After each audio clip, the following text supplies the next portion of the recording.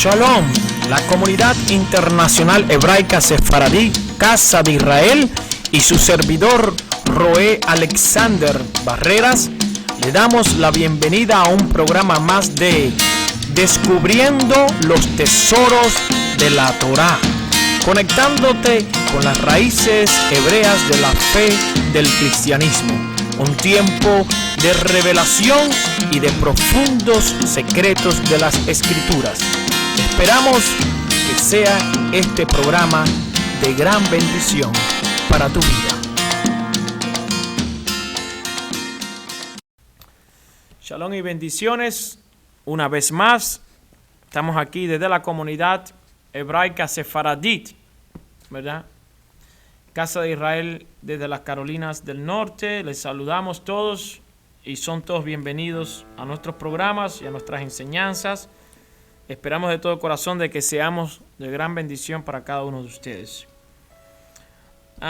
Y explicaba hace un momento, ¿verdad? Cuando comentaba con ustedes de que ¿qué es la esencia nuestra como hijos y como seres humanos? Yo creo que el mensaje no está basado sinceramente bíblicamente a los cristianos, como algunos enseñan, sino al ser humano. ¿Me explico? Porque Dios quiere que el ser humano es el que cambie, llámese cristiano o llámese cualquier denominación, porque si decimos que la Biblia nada más está basada en los cristianos, ¿qué hay de la vida entonces del judaísmo? Quienes son los que recibieron las primeras instrucciones de enseñar. ¿Y qué hay con otras, verdad, religiones? Dios quiere que el hombre se arrepienta, cambie de hacer actos de maldad, actos de iniquidad, y que regrese, que se arrepiente y que tenga una vida realmente sana y que viva en santidad, obviamente. No podemos hablar de un grupo religioso, un grupo denominacional. Vamos a hablar de lo que Yeshua, nuestro Mesías, dice en Juan 17. ¿Qué es la vida eterna? Que te conozcan a ti y a tu Hijo que tú has enviado. Entonces, lo que hablaba al principio de tener una relación con Dios. Eso es lo importante y eso es la expresión máxima de nuestro Mesías. Que te conozcan a ti. Juan 17, verso 1 y 3. Ahí está. Entonces, nuestro deber es tener una relación con Dios. ¿Cómo llegar a tener esa relación con Dios? Un modelo bíblico de eso, una relación tan hermosa con Dios, lo encontramos en el personaje de Moisés. Dios le hablaba a Moisés de una manera especial y a veces le decía a Moisés que le dijera al pueblo, hagan esto y lo otro, pero tú, Moisés, quédate aquí conmigo. Qué tremendo, ¿no? El desarrollo de esa realmente esa comunión, intimidad que tenía Moisés, que había desarrollado, que en un momento determinado, antes de enviarlo a Egipto, él dice, ¿quién tú eres? Pero después, durante los 40 años en el desierto, se da cuenta quién es Hashem, quién es Dios. Amén. En esta parashá, en Números capítulo 8, en Números capítulo 12. Bendito sea el Eterno. Estudiamos, por ejemplo, cómo Aarón debería encender el candelabro en el lugar santo. Usar la rampa, el candelabro, ¿verdad? Tenía una rampa. Subía el sumo sacerdote para prender las llamas de fuego. Es decir, el Eterno nos enseña a través del encendido de estas lámparas que debemos subir a otro nivel, que debemos mirar hacia arriba, ¿verdad? Buscar ese fuego santo celestial. También nos habla acerca de la purificación de los levitas. Dice que los Bené Israel, los hijos de Israel, un grupo de ancianos fueron escogidos para imponer las manos sobre los levitas. La imposición de manos viene desde los tiempos del tabernáculo en el desierto. Cuando Pablo dice a Timoteo que avive el fuego del don de Dios que está dentro de ti por la imposición de las manos en el presbiterio, obviamente esto está relacionado también con nuestra cultura en el desierto. Nahum, ¿cierto? Amén. También el capítulo 9 habla de Pesa, ¿verdad? En el capítulo 9 habla de Pesa. Pascua es el sacrificio de Adonai. Dios dio un cordero en sacrificio por la liberación y la redención de su pueblo, inclusive de la humanidad, para que el ser humano, llámese judío, israelita, gentil, tenga acceso a una conversión, convertirnos de nuestros malos pecados, dice Hechos capítulo 3, verso 19 al 21. Ahora, yo quiero enseñar esto. ¿De qué nos sirve venir a la congregación, estudiar Torah, si nuestro corazón no cambia? ¿Por qué le digo esto? Porque Dios es luz y es verdad. Delante de Él nada hay oculto. Nuestros pensamientos, aún las cosas que no hablamos, nuestros pensamientos resuenan como trompeta en el cielo.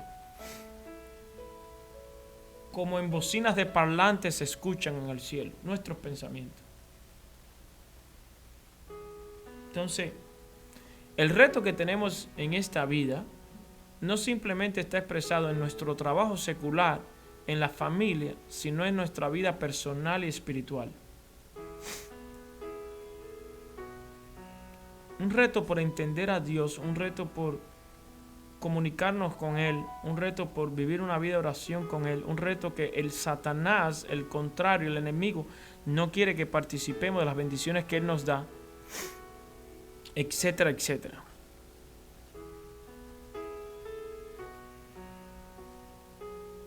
Aquí no se está tratando de quién es el que más grita, ni quién es el que más danza, ni quién es el que más canta, aunque estas cosas son bellas, sino realmente conocerlo. Aarón tuvo un desarrollo de intimidad con Dios a tal punto que sus dos hijos primogénitos, es decir, los dos primeros, mueren y Aarón continúa con su misión. El desarrollo, ¿verdad? Había desarrollado tanto una amistad, una comunión con el Eterno, que Dios estaba por encima aún de sus hijos. Y ya sabe que Dios permite que tengamos hijos para conocerlo a Él también.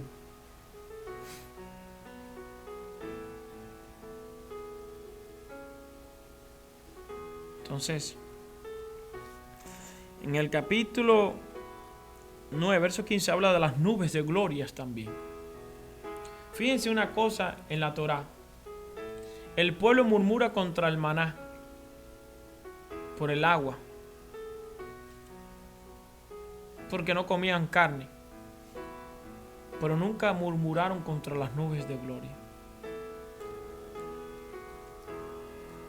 Las nubes de gloria era lo que lo protegía de grandes tempestades, de lluvia, calor, de tormentas de arena, de las serpientes, de muchas cosas, del calor, del frío, de la nieve. El lugar donde acampaba Israel, las nubes eran un tipo de protección alrededor del campamento de hebreo.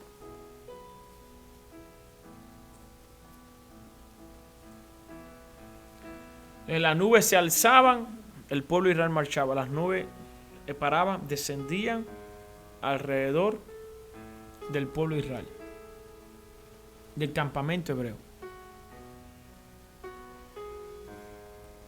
Entonces, las nubes de gloria que estaban alrededor del campamento hebreo tienen una connotación muy importante con lo que Pablo está diciendo: y seremos todos alzado en las nubes.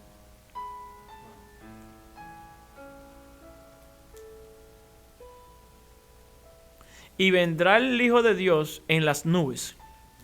Nubes, ¿no? El Hijo de Dios vendrá en las nubes. Seremos llevados y encontrados en las nubes. Las nubes era lo que protegía el campamento hebreo en el desierto. Y repito, de todas las cosas malas. La nube era lo que hacía que el pueblo veía las nubes. Cuando se movían tenía que moverse el pueblo, cuando paraban tenía que pararse el pueblo.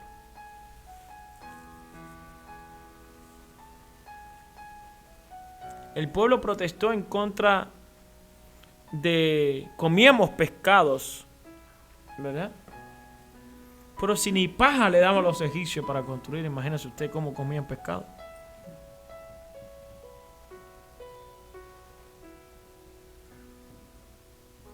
Entonces, creo yo que la generación del desierto, que le llaman la generación del conocimiento, fue la mejor generación de todos los tiempos en cuanto a enseñanza para nuestras vidas. ¿Cree usted que si usted hubiera estado ahí no hubiera murmurado? Claro que sí. Lo que pasa es que hay una mentalidad diferente a la mentalidad que existía allí.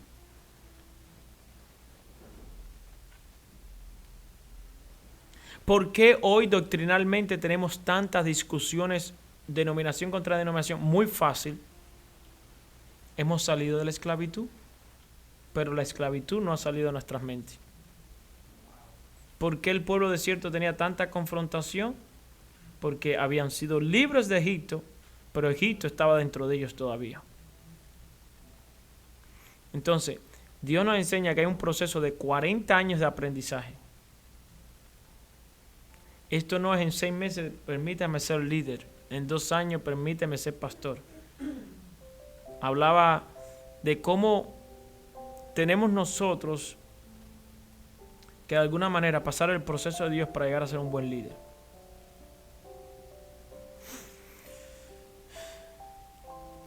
En el capítulo 10 habla de las trompetas de plata.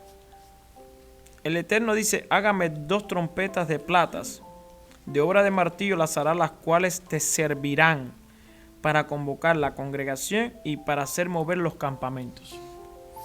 Entonces, aquí podemos ver 2 trompetas de platas que cuando sonaban también hacían de algún tipo mover los campamentos. Entonces, la trompeta tiene un valor importante. Volvemos, hablamos de las nubes. En 1 Tesalonicenses 4, 16, 17 dice que seremos elevados a las nubes. Y otra vez, después de hablar de las nubes, en el capítulo 9, en el capítulo 10 empieza a hablar de trompetas. Y también vuelve 1 Corintios 15, versos 50 y 51. Y 1 Tesalonicenses 4 dice hablar de trompetas. Lo que está hablando Pablo de trompetas y nubes, aquí lo está hablando en Números capítulo 9 y 10. Nubes y trompetas. El rabino Pablo, ¿de qué está hablando?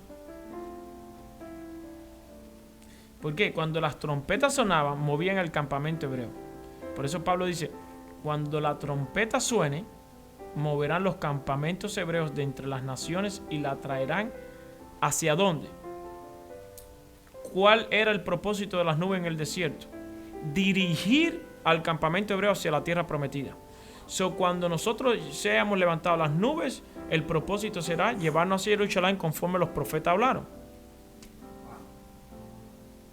¿Me explico lo que quiero decir? Entonces, todo lo que están hablando los rabinos y seguidores del Mesías, incluyendo el propio Mesías, está todo envuelto realmente en un concepto hebreo y en una cultura hebrea. Todo lo que ellos están hablando de lo que está sucediendo en el desierto. 1 Corintios 10, versos 5 en adelante, versos 6, 7 y 8, está hablando de que la generación que estuvo en el desierto ha sido la generación que ha podido ver lo que ningún profeta otro ha podido ver. Es decir, de los mayores profetas que existen en la Biblia, ninguno como el menor que estuvo en el desierto.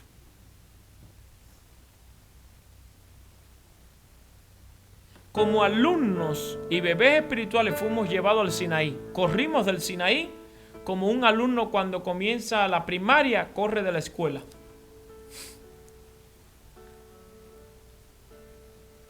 Fuimos llevados al desierto y el Eterno, para que el Eterno Dios Todopoderoso nos hablara. Vieron los milagros mayores. Dice la Torá que los justos, el maná caía en la puerta de su casa. Pero los que eran injustos tenían que salir a buscar el maná al campo.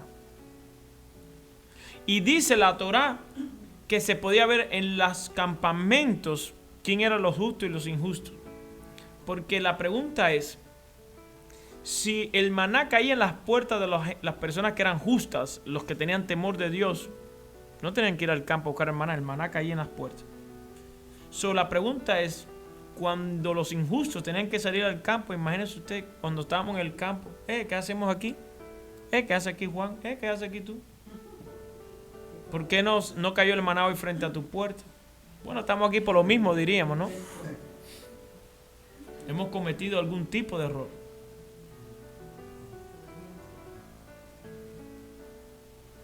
¿Qué es lo que hacía que yo estaba haciendo las cosas bien delante del Eterno? Mientras el maná estaba cayendo en la puerta de mi casa, es una señal de que iba bien. En el momento que yo pecaba, rompía las reglas o lo que Dios había establecido, a buscar el maná al campo. Ojo, Dios no dejaba sin comer a nadie. Pero había una gran diferencia entre los sadik, entre los sadiquín, los justos, y los que no eran justos. Los que eran injustos los que no estaban obedeciendo la voz del Eterno, los que tenían problemas tenían que ir al campo a buscarlo.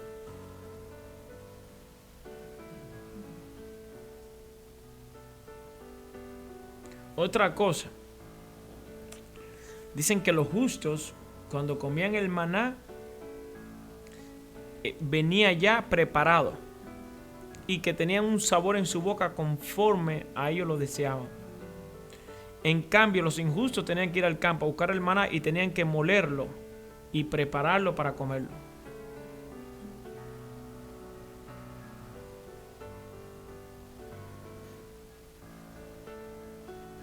Es decir, la comida de los justos ya venía preparada y la ponían ahí frente a tu campamento. Ya preparado lo comías. Los demás tenían que pasar un proceso. Entonces Dios de alguna manera a los injustos los estaba enseñando, educando. Wow, ¿por qué aquella persona ya come el maná listo y por qué yo tengo que ir al campo, molerlo y todo? Ya tú sabes por qué tú tienes que ir al campo, buscar el maná, molerlo, pasar todo el procedimiento y comerlo. Porque estamos haciendo las cosas mal. Entonces, tiene que cambiar la actitud. Yo quiero ser como Juan, quiero ser como George, quiero comer el maná fresco allí. Bueno, tengo que cambiar, mi actitud tiene que cambiar. Entonces era un desafío diario donde tenía que cambiar mi corazón.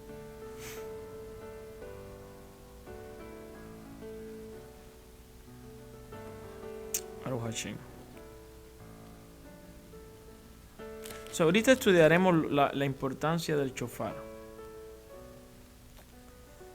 En el capítulo 11 hay un hecho.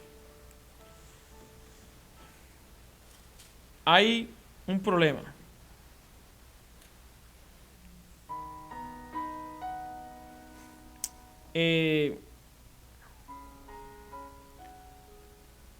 Hay un problema, Dios envía fuego porque hubo realmente en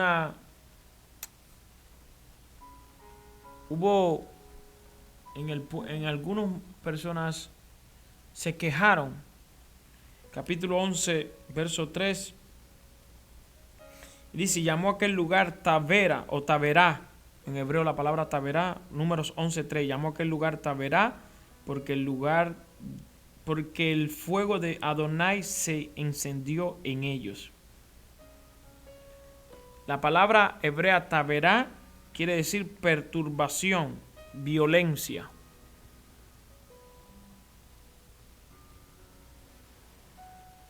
Cuando una persona se queja en el campamento o en la congregación, perturba a los demás. Los confunde y después son partícipes también de un castigo. Eso sucede en el capítulo 11.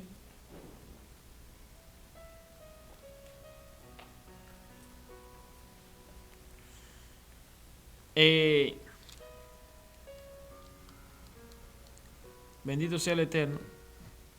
Ahorita vamos a leer el capítulo 10, está muy lindo, principalmente. De ahí del verso 29 hasta el 35, cómo se movían las nubes, ¿verdad?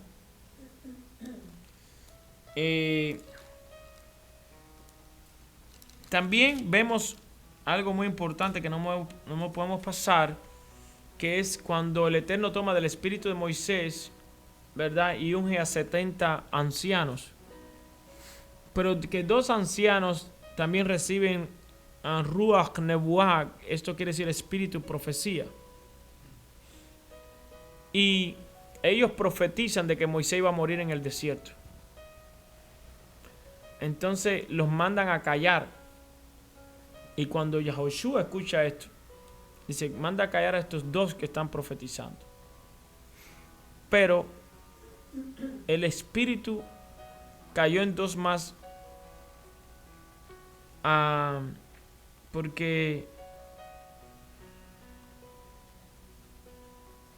había realmente un desequilibrio. Tenía que haber 6 ancianos por tribu. Son 6 por 12, 72. Y nada más habían 70. Hicieron la completación de 2 más. Estos 2 varones eran Eldad y Medad, que comenzaron a profetizar en el campamento. Entonces Gerson, el hijo de Moisés, salió con la noticia: hay 2 hombres profetizando en el campamento. Y Joshua escuchó esto. Josué le da a Moisés: ¿por qué no mandan y callan a estos 2 hombres? Y Moisés, ¿qué le dijo? Moshe Rabena dice: si la Shekinah, el espíritu, ¿verdad?, del Eterno, está profetizando a través de ellos, ¿quién soy yo, en otras palabras, para detenerlo? Entonces la expresión de Moisés fue que todo Israel sea profeta, que todo Israel profetice. En el día de hoy hay una lucha muy fuerte doctrinal en cuanto a los profetas. Mucha gente cree en los profetas, otros no creen en profetas. También hay otro problema con profetas realmente, con espíritu de adivinación y profetas que tienen temor de Dios. ¿Por qué digo profeta con espíritu de adivinación? Porque la profecía sí es real, pero cuando se cambia la profecía por un interés, como en el caso profetizo por dinero, eso pasa a ser una adivinación. En cambio, el que profetiza porque tiene el Espíritu de Dios y teme a Dios, entonces esa profecía es una profecía que edifica. No podemos invalidar lo que Moisés está hablando, porque Moisés hablaba por el Espíritu profético.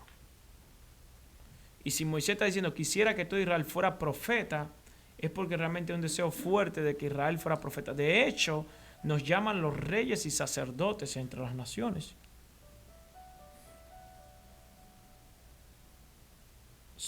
No hay nada malo con la profecía.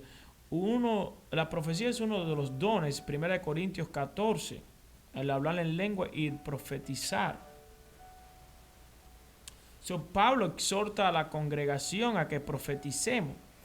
El problema está aquí en tener un control realmente y un orden de cómo debe realizarse la profecía y en qué momento y qué debo hablar y qué no debo hablar, y tener un carácter preparado, un espíritu preparado, ser maduro y discernir en lo que voy a decir si va a edificar o no va a edificar, porque Pablo dice que la profecía es para consolar y edificar, no para traer situaciones y problemas y conflictos en una congregación. Muchas personas, muchas congregaciones mejor se abstienen de darle un mover profético a una congregación para evitar otras cosas, para evitar situaciones, evitar malentendidos, etcétera, etcétera. Pero cuando Dios habla, ¿quién no profetizará?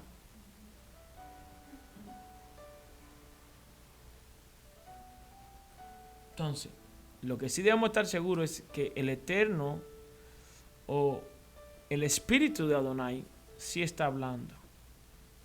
No es tomar a la ligera la profecía, ni tampoco es dejar de entregar la profecía. Si el Eterno está hablando para que profeticen, hay que hacerlo. Y el pueblo tiene que recibir las palabras que Dios está entregando, que el Eterno está entregando. ¿Estamos aquí?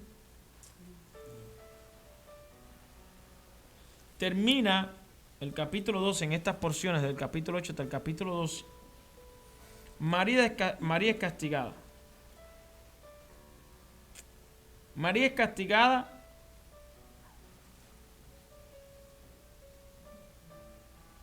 y esto es algo tremendo porque María jugaba un rol muy importante en el campamento hebreo. Sí, los tres líderes principales del campamento hebreo eran Moisés, Aarón y María, o Miriam, como se dice en hebreo. Eran los tres jerarcas, los tres mayores de los millones de hebreos que había en el desierto. So, Miriam no era cualquier persona.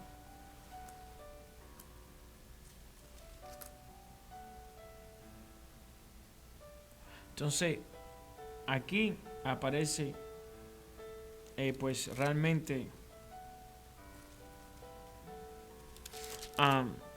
una situación. Bueno, ya estuvimos hablando acerca de las 7 lámparas, ¿verdad? Cómo se hizo la lámpara y el significado que tiene la lámpara. La lámpara debe estar ardiendo, prendida, ¿cierto o no?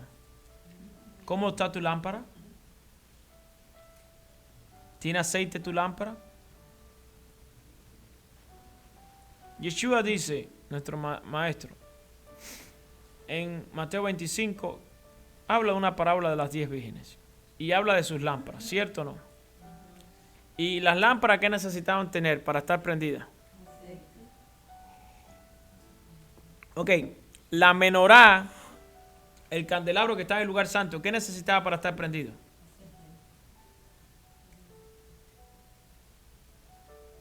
¿Quién era el que prendía la menorá en el lugar santo? ¿Quién era Aarón? El sumo sacerdote. ¿Quién es Yeshua? La única manera de nosotros poder estar conectados con las lámparas prendidas es si estamos conectados con el Mesías Yeshua. Es con el fuego de su espíritu como estamos prendidos. Y él mismo, como sumo sacerdote, que es el que prende las lámparas, él habla en la parábola de las 10 vírgenes que hay 5 que se quedaron sin aceite. ¿Cuál era el trabajo de los sacerdotes en el tabernáculo? Proveer el suficiente aceite para mantener las lámparas prendidas. ¿Por qué hay 5 vírgenes que no tienen aceite en las lámparas? Ellas tienen que buscar la provisión para mantener ese aceite.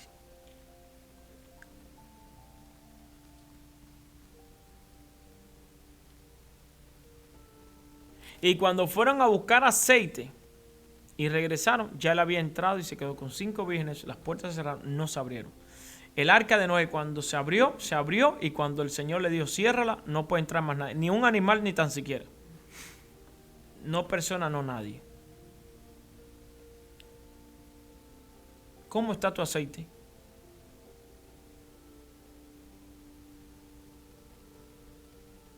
¿Cómo está tu lámpara?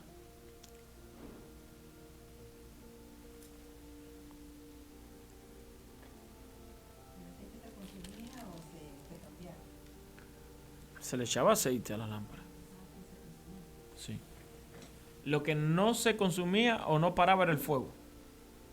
El fuego era constante. En el altar del lugar del patio, el fuego no se podía apagar ni la lámpara. Aunque hay algunos textos que dicen que la lámpara ardía nada más en la noche. El problema es que el texto cuando dice que la lámpara ardía nada más en la noche, no en el día, es que tenía su fuego intenso en la noche. Y se bajaba el fuego, que era una llamita prendida durante el día.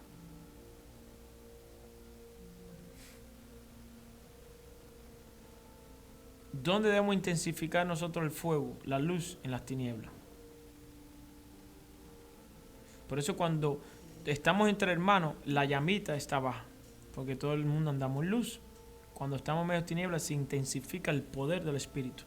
Empieza a sanar, empieza a hacer milagros, empieza fuera de los demonios. Se intensifica la luz y el aceite en ese momento.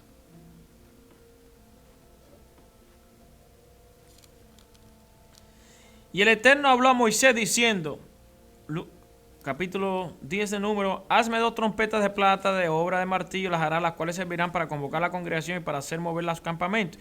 Y cuando las tocaran, toda la congregación se reunirá ante ti a la puerta del tabernáculo de reunión, mas cuando tocaren solo una, entonces se congregarán a ti los príncipes, los jefes y los millares de Israel, Y cuando tocares alarma, entonces moverán los campamentos de los que están acampando al oriente.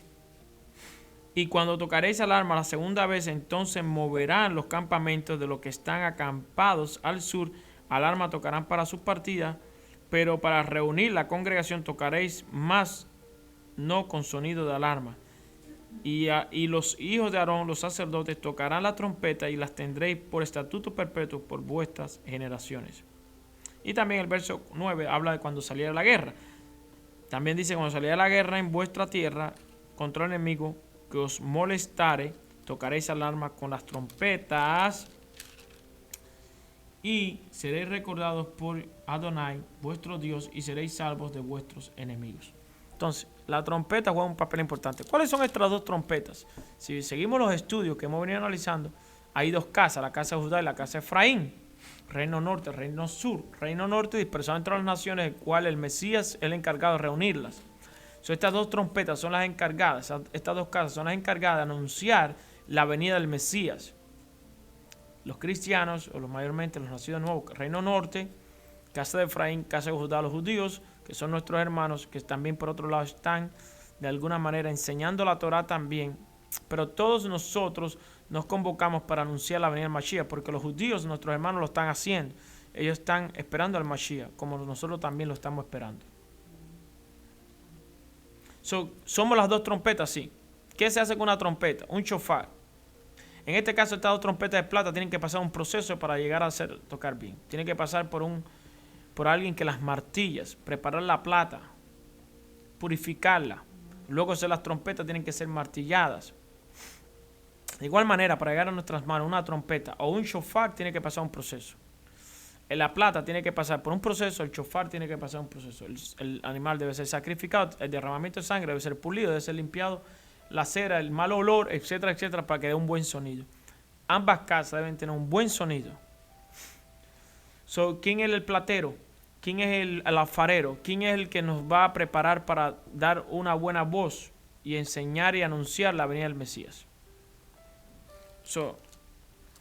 Hay una buena enseñanza aquí. Lo otro es, ¿el shofar se usa en la guerra espiritual? Sí, claro que sí.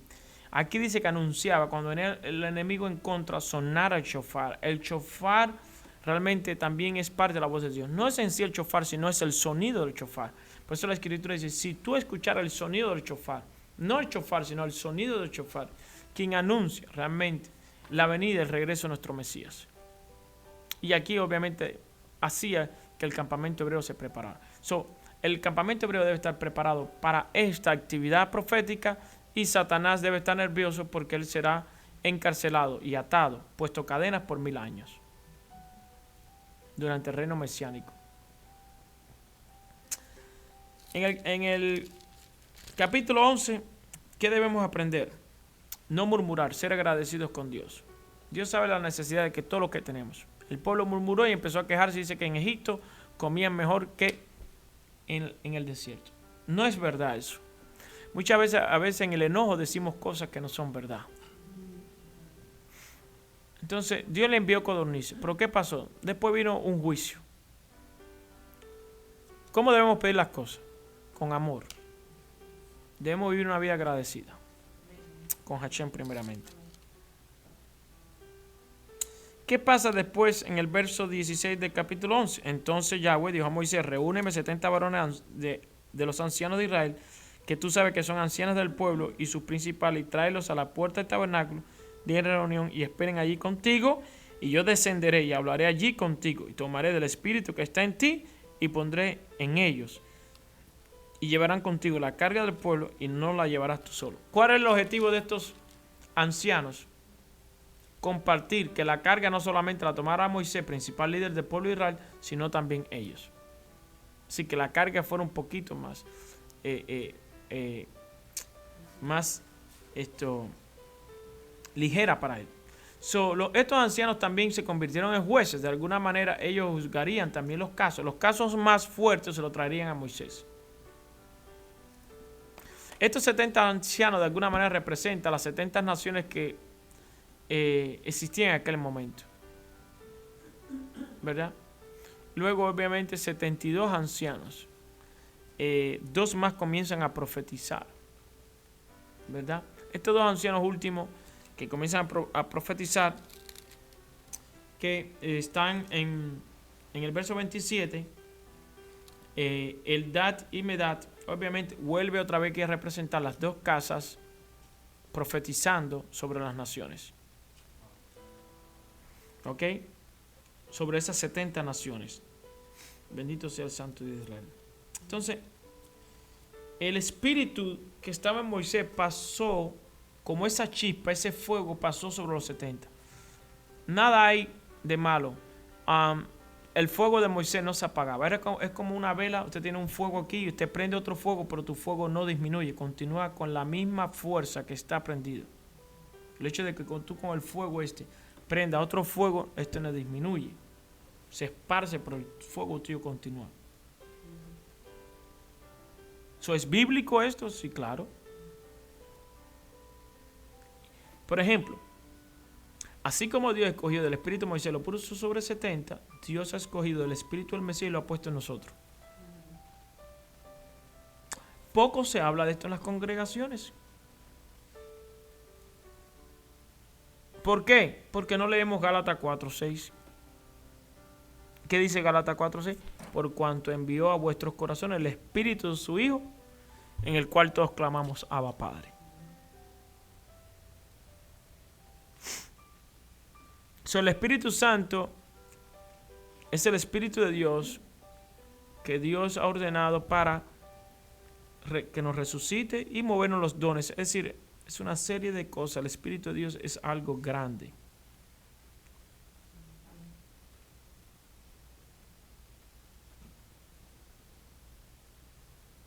Un día voy a hablar realmente del texto. Doctrinalmente se enseña acerca de la persona del Espíritu Santo. Porque los profetas usan un dialecto, un lenguaje para comunicar al hombre realmente que se siente, que se duele, etcétera, etcétera, etcétera, que se entristece, etcétera, etcétera. No quiero entrar en ese debate ahora mismo.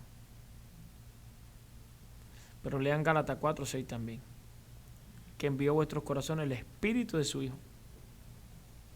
Entonces, ¿habrá Dios tomado el Espíritu suyo y lo habrá puesto sobre todos aquellos que han creído?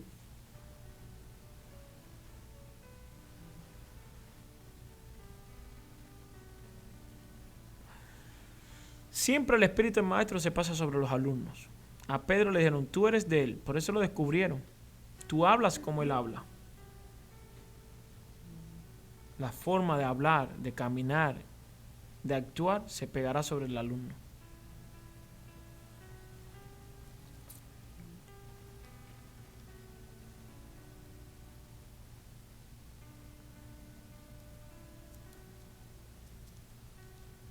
Ahora, termino con esto, porque hay mucho para hablar de esta parashá. Entonces por la tarde seguiremos. Quiero corregir algo, y lo hemos hecho varias y varias veces. Es la ley, estos capítulos, obviamente, vamos a encontrar aquí muchos regaños educativos, instrucciones, y mucho es por violar las leyes de Dios o los mandamientos o lo que Dios ha hablado. Entonces, ¿cuántos nosotros hemos escuchado decir que la ley de Moisés o las leyes de Dios que le dio a Moisés y Moisés se la dio al pueblo es algo malo? ¿Cuántos hemos escuchado eso? ¿Ah? ¿Verdad? Bueno, vamos a ver qué dice Dios en la Biblia acerca de Moisés. Números capítulo 12, versos 6 y 7. ¿Cómo sabemos quién es un falso profeta o quién es un verdadero profeta? ¿Cuándo sabemos quién es un verdadero pastor, un falso pastor, un ministro verdadero, un ministro falso? Tenemos que saber discernirlo por a través de la palabra. La palabra es la luz y la verdad de Dios. Vamos a ver qué dice Números. Y él les dijo: oíd ahora mis palabras. Cuando haya entre vosotros profeta de Yahweh, le apareceré en visión, en sueño hablaré con él. Está bien, ¿cómo hablar con el profeta? En sueño, en visión. Pero mira ahora lo que dice de Moisés. No así a mi siervo Moisés, que es fiel en toda mi casa. Dios mismo está hablando que Moisés es fiel en toda su casa. Entonces, ¿cómo los ministros hoy? Un ministro va a pararse a decir lo contrario. La palabra contrario es anti.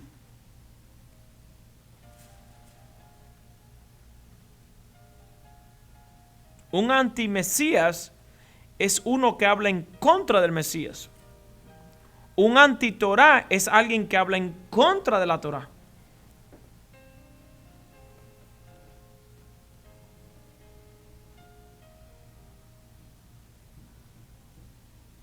¿Cómo habla Dios de Moisés?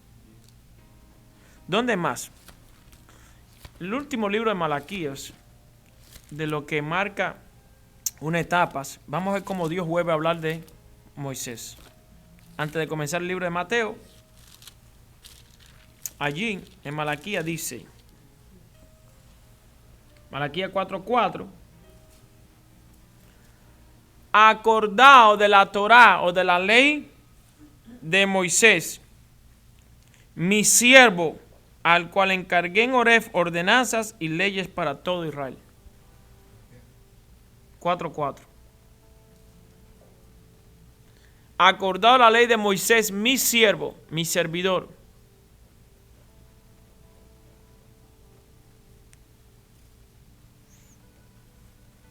¿Cómo le llama el Señor a Moisés? Mi siervo, mi servidor.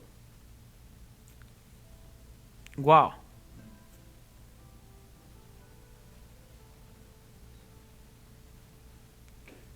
La Biblia, el Eterno habla. Vamos a ver quién más bien habla. Vamos a buscar a alguien más que habla bien de Moisés. Muchísimos hablan bien de él. Vamos a buscar a alguien que en la iglesia se predica mucho de él y habla muy bien de Moisés. Hechos 7:38, estoy hablando de Esteban. El mártir Esteban.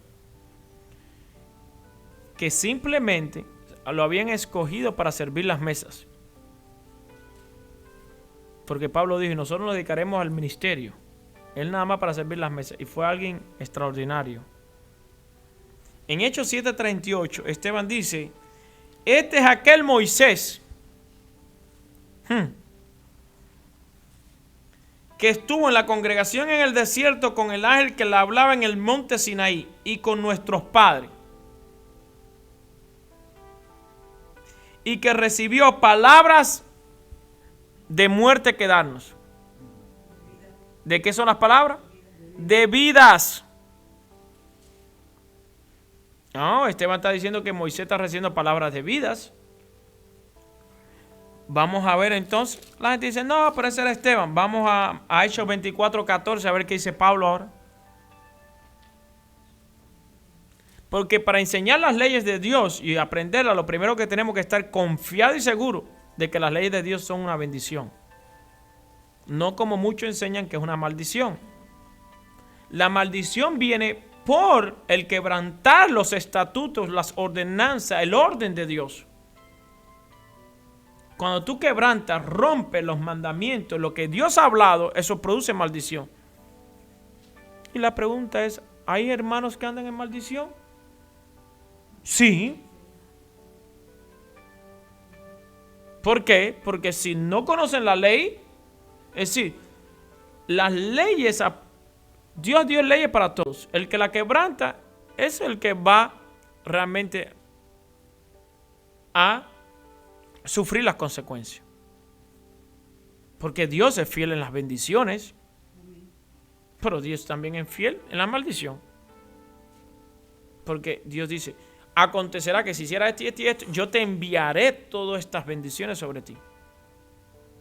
Pero de no hacerlo, yo enviaré estas cosas sobre ti.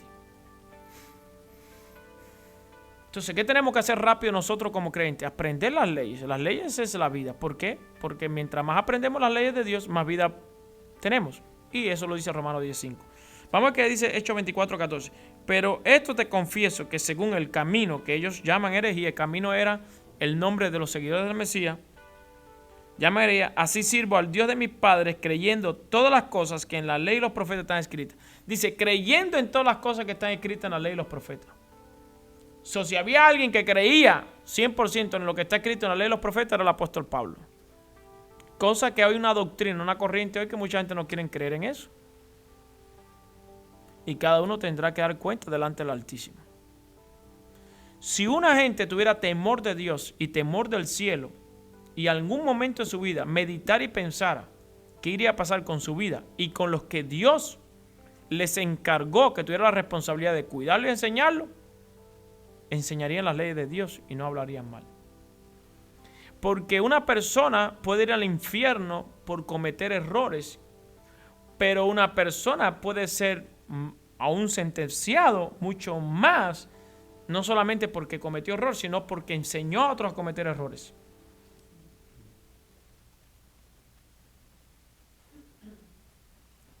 Y también una persona puede ir al cielo por ser una persona que tenga temor de Dios y por enseñar a otros a tener temor de Dios y a vivir una conducta digna.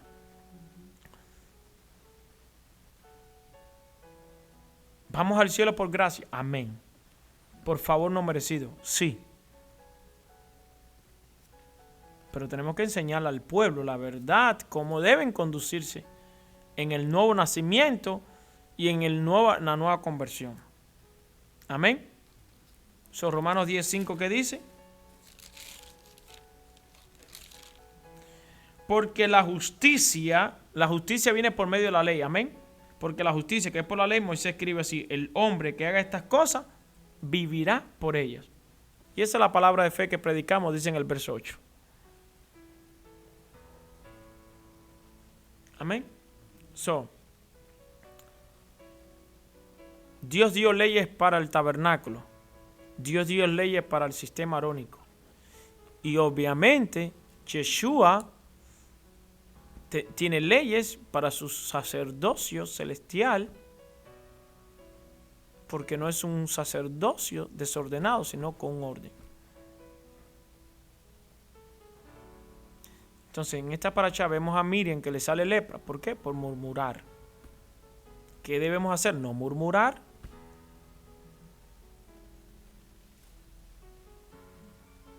¿Me explico? Bendiciones a todos ustedes y nos vemos en la tarde con la segunda parte.